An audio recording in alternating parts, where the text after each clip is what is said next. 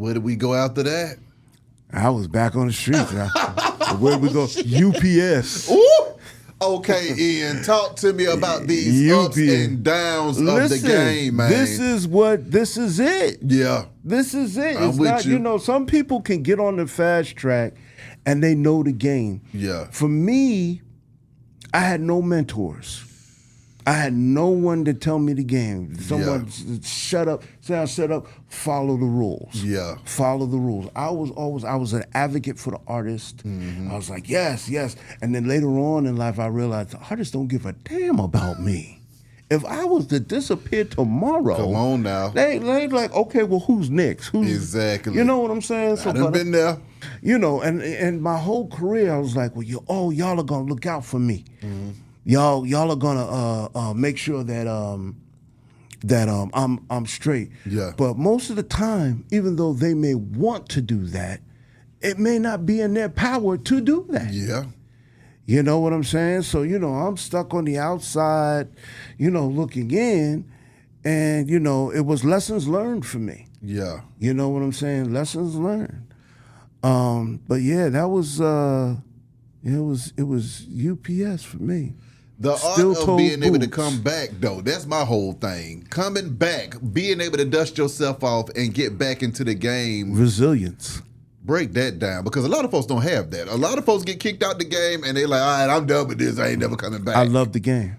Uh-huh. I love the game. It can kick me, push me, stab me, throw me down. I'm always going to get back up and find another way to get in. Yeah. You know what I'm saying? And I'm still not where I want to be. Yeah. But I have a lot of love for the game. There's something innate about watching something that you started from scratch or that you were a part of from scratch. Yeah. And seeing it blossom into the biggest selling female group in the whole wide world. Come on. That's a joy that, you can't just, if and not speaking this into existence, but if I passed away tomorrow, that's my legacy. Come on. That's my legacy. I was on Instagram now, and a lot of people are tagging me on this interview that Xscape did with Jennifer on the Jennifer Hudson show. Okay. And they were asking, well, how did it all came about? And Tiny told the story. It's like, well, Ian Burke, our manager at the time, took us to Jermaine Dupri. And that's how we got put on. Come on. You understand? So these are the things. This is why I do it. You understand what I'm saying? It's not for the props. It's not for anything else. I just learned later in life that I have to, if I'm going to ever have a cheerleader, it's going to have to start with me. That's right. You know what I'm saying? So I got to get out there. And I learned that when I was sitting in my home during the COVID crisis. It's like, okay, well, what am I going to do now? Yeah. You know what I'm saying? I'm sitting here in this apartment with this puppy dog as my only companion.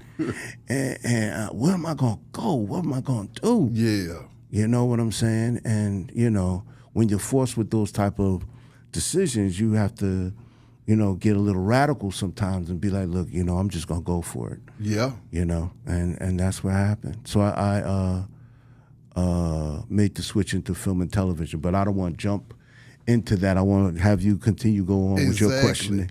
Okay. So now I got to go back to Xscape, though. When you see those young girls coming together singing and you put them down with JD, take me to the thoughts that go through your mind when you're thinking, okay, I've seen this clay, help mold this clay, but then this thing turned into some kind of porcelain giant out here. Right. The reality of that, because that's not everybody's reality. A lot of folks try again, and they fail, and fail. But to actually see that success up close and personal, man, what does that do to your psyche as far as reality? Because your reality can't be the same as somebody else when you done seen it. Listen, it just solidified my thought process as being a great person who can identify talent. And what is it in the talent that you identify with? It could be anything. Like with T-Boz, it was her swag. Everybody, whether or not TLC could sing or not. I didn't put those girls together for their vocal ability. You understand what I'm saying? I put them together for their swag. Yeah. You know what I'm saying? When they walked into the room, people paid attention. Who that? Who's that? who Ian got with him now? You know what I'm saying? What he got going on? Mm-hmm. You know what I'm saying? It wasn't about they didn't have to sing a note. And I told Tion that night, you don't have to sing a note. The night I met her, you don't have to sing a note. You're in this group. I kicked somebody else out so she could be in the group. Yeah. Because I only wanted a trio. Yeah. She ended up singing for me. She sang Guys, I Want to Get With You. She had to remind me of that years later. But, you know, she's always had that deep voice. Yeah. And Jermaine Dupri encouraged her to continue to use that. But that's what she always had all along. And, you know, it worked. Now, with Xscape, man, those ladies could out-sing some of the males at that point in time. Their harmonies were so tight. The first song that I heard them sing, that they sang for me, was a cappella, and it was Is My Living in Vain? And I sat there and I was just like, holy moly. It's like, yo, y'all are crazy. And they didn't even have Tiny at that point. Tiny wasn't part of the group. There's another young lady named Tan that was Candy's friend. It was still a 4-girl group, but this young lady named Tan, who's a successful businesswoman now, she was in the group.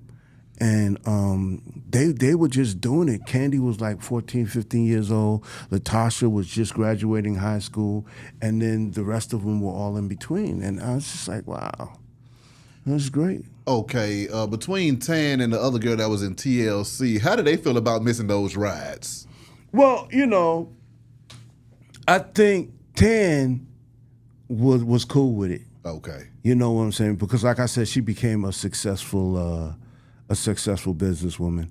I think it hit a little harder for Crystal. Okay. You know what I'm saying? To sit there, and mainly because I put the group together for her. It was her group.